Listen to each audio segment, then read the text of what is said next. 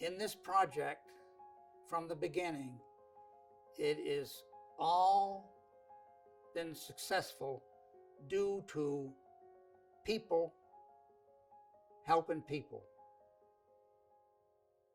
An article appeared in the Bar Harbor Times local newspaper about a group of people who were thinking about establishing some type of higher education on the island.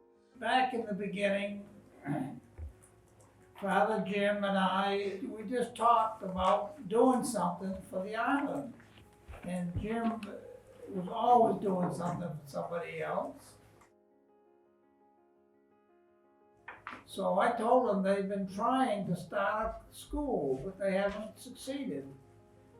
So I said, let's give it a go. So then in November '69, I came up and we talked and they offered me a job. And I might say parenthetic, I would love to say the competition was fierce. I don't think there was anybody else who was interested in the least to come to this guy. But anyway, so they offered me a job. We've always done things a little bit differently here at COA, and this was no exception. Ed interviewed me at my kitchen table. It was like talking to an old friend that I had known for years. We talked about everything. We didn't talk about the college. We talked about everything else in the world practically. I was very comfortable with him. We hit it off right from the word go. Everybody agreed that we don't want to start another second-rate college. There's enough mediocrity around. So if we're going to do something, we do it very darn well. And that we also don't want to just pick up everybody else's catalog and say, okay, this is what we're going to do. We want to think for ourselves. The furnace was not working that day, so we sat around in heavy winter jackets with boots and tried to make a list of things that we needed to start a college. First thing on the list was a coffee pot. Maybe that had something to do with the weather and the coldness of the building. So one day this fellow from the Youth Opportunity Corps came in, he had this young man in tow. And the young man happened to be Millard.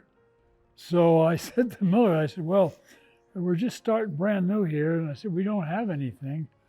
I said, all the work, everything needs doing outside. I said, we got a shovel and we got a lawnmower, hand lawnmower, and rake and some snippers and so on and so on. Why don't you go out and make a list and let us know what you think you might be able to do. So Miller went out and came back with a list of what he could do, and we said, great. So we hired Miller, and he was the third employee of the college. I have to tell you, I really had never met anyone like this guy to my left, and he was just inspirational. All he talked about was what he had to do to start the school, and so I just tagged along. I just sort of grabbed on, held on, and did whatever I could, and that was that. I mean, sort of here I am 42 years later. So. Oh, first faculty was wonderful. Ed gave us so much freedom to do this thing, and as he said, he trusted us even when it didn't look like that was such a great idea. It's amazing what you can do if you first of all pick the right people. You got to get the right people. Once you get the right people, trust them. And then for me, get out of their way. The whole spirit of the 60s, I think, which, this was conceived in, of colleges without walls, of everybody being able to teach everybody else whatever it was they knew. So it was really in that spirit, I think, that that I came on and was able to contribute. The idea at the beginning was to do something that had never been done. And we were pushing for courses that no one had ever heard of. There wasn't any Bio 1, there was humans and the great whales. And yet I think it was a wonderful experience for the students who were involved in it. I mean, they were not just consumers. They were helping develop the product all along the way. And I think we took the position here that, look, if you're a student here, then you ought to take some responsibility around here. That means you go on committees. It doesn't mean you sit on the committee as the student sitting on the committee. That means you're on the committee and you vote. If you screw up, you screwed up, not somebody else. Or if you're a success, you were a success on this, but you take real responsibility. my experience of being here and being trusted, being respected as a person, more than as a student, being like they were starting a college and they wanted to know what we as students thought about these ideas and would it work and what could you do to make it better.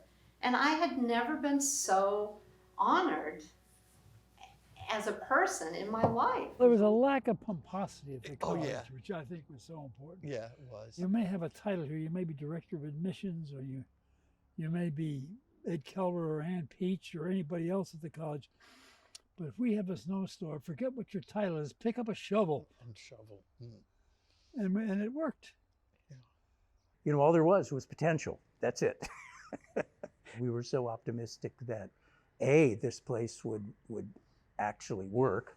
That it took a lot of optimism and who knows what else, and also that it would make a dent in the problem and could actually help to solve the issues that we saw as so very serious. I think one of the key parts of human ecology is generosity, intellectual generosity.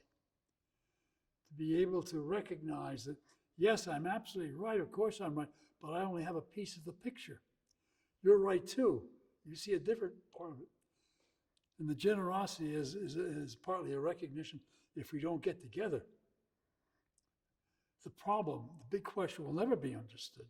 He was so sure that this would work. I mean, I don't think he was inside, but he was always very optimistic and encouraging to us. And even at the worst of times when he couldn't have the money to pay our salaries, Ed would gather them together and tell them the story, the sad story, tell them where he thought he could get some money and how quickly he could get it.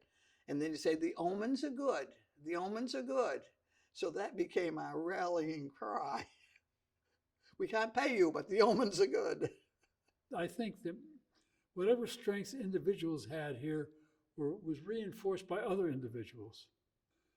You just get everybody together in a room and say, this is a situation, we're going to be all right in the long run, but in the short, we get this problem. And Carpenter might say, well, you know, the Cote's got a new baby. Or somebody else has a need, and Joanne and I can get along for a couple extra weeks. But, you know, and there was that kind of sharing. And it did wonders for the morale. I mean, it was beautiful. And it was in the best sense collegiality. So we had the great advantage of all being in this frail little bark together, which everybody thought was going to sink. I mean, everybody outside thought was going to sink. And that sense of that deliberate risk-taking was very important at the beginning, that we weren't moving down a well-paved highway, but we were breaking some trails. And I think that was something that I will always remember, that sense of a sort of collective risk-taking, which meant a lot of trust. If you take a risk with somebody, you have a built-in trust mechanism with them. And I think we had a deep trust among those early people because we were doing it together. But the thing that I always felt was Ed gave me a chance, and I'm not sure I ever had a chance before. When I met Ed, it was like he really said, he was the first person that said, you can do, if you're willing to work hard enough, you can do anything. And I believed him. I absolutely believed that he could do that. And I think that was what Ed instilled in all of us at the very beginning, was this is a very important idea. And we all have to pull together. It'll never work if we don't all pull together. And you're never going to get rich, and you're going to be involved in something that's very, very important. And I hope he's the proudest person on earth right now as far as making that happen in those early days, because he certainly taught me a lot.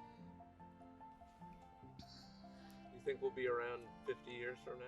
Oh, I'm sure. Oh, I think so. Yeah. I think, you know, the thing that worried me most about the college, it would always worry me about the college, I thought the ultimate disaster will be if 25 years from now, going back to when I came here, we have a college and we look at the college and what is it? It's another bit of mediocrity on the academic scene. And you'd feel, what a waste. much better you should go down in a flame because you try to do something you think was right than just sort of drag on in a mediocre fashion. And and so far, The quality of the students so far makes that a moot question, I think. Well, I think That's- I've said this many times, and I'll probably always say it. The very best thing this college did right from the day one was to find the students we found. What do you think of the college now? I'm amazed at the college now. Absolutely amazed. I would never in my wildest dreams have thought that it would come out as much as it has.